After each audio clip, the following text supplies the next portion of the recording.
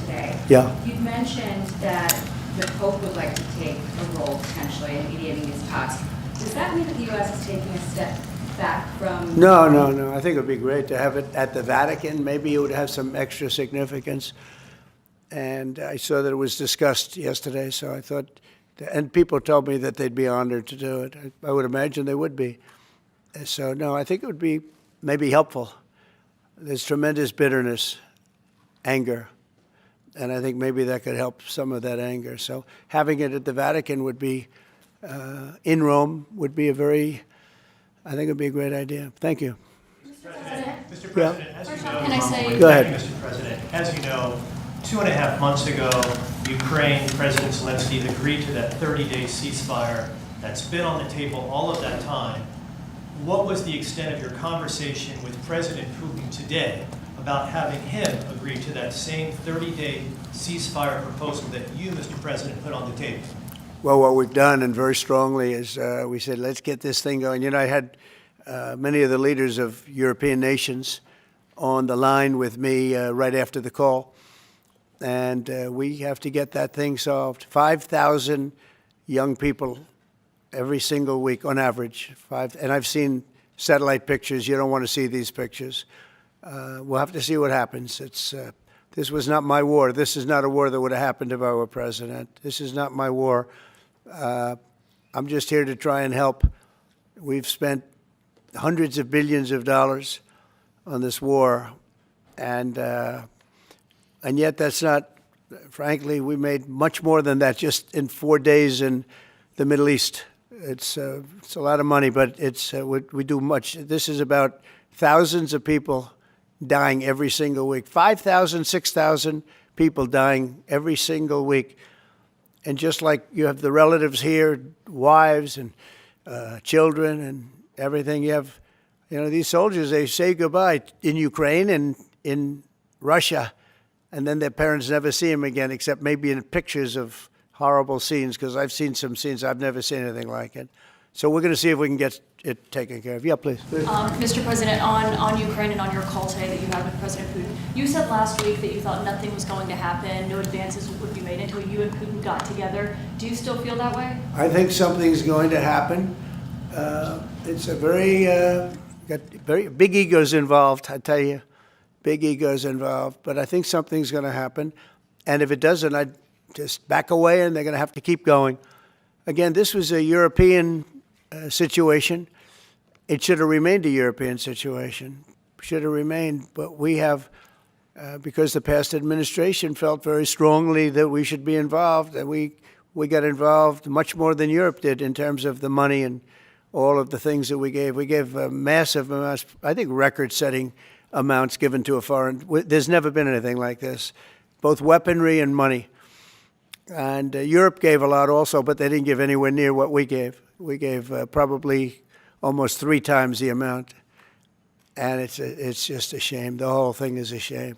The level of death here is just a shame. Yeah? Did you ask President Putin to meet with you? About what? About Ukraine.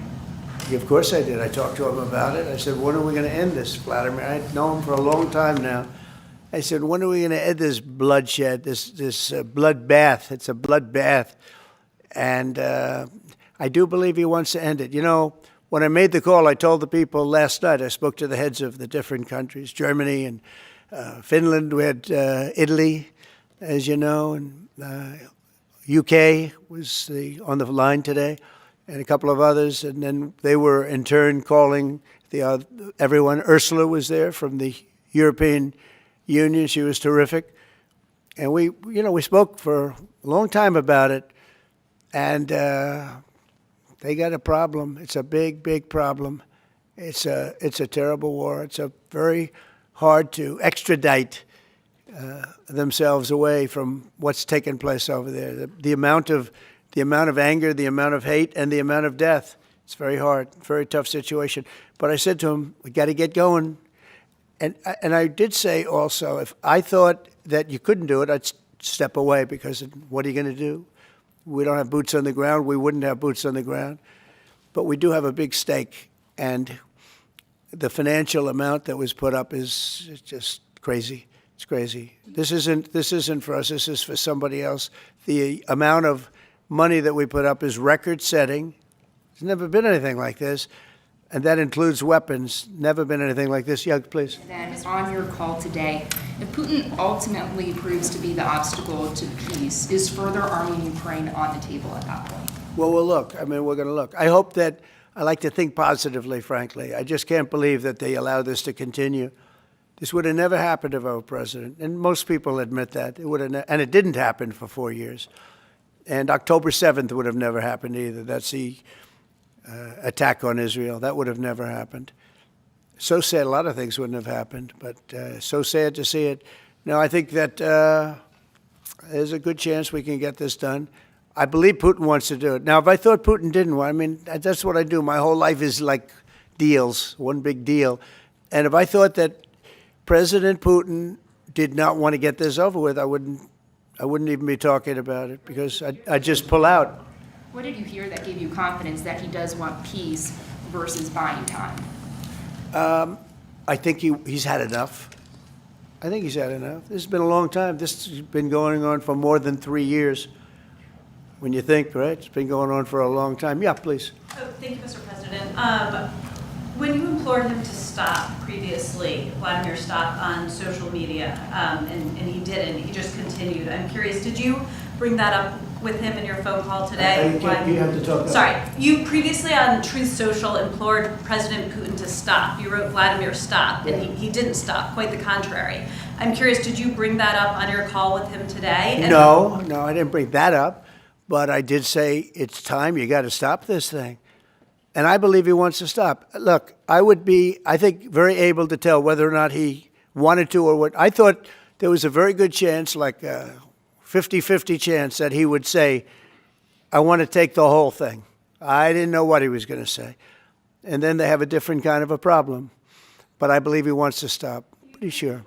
Just now about backing away or walking away if it looks like it's going to be an intractable problem. Do you have a red line in your head of what would cause you to back away? And Yeah, in my head, but not something I'm going to announce. But yeah, definitely in my head I do, yeah. Exactly would that look Because this like? isn't our war. This is not my war.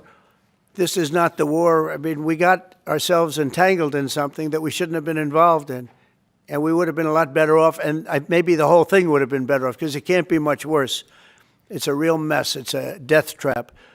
So I think that, yeah, I would say I do have a certain line, but I don't want to say what that line is, because I think it makes the negotiation even more difficult than it is. Yes, please. Mr. President, you've mentioned the bloodbath that you want to see end in Ukraine.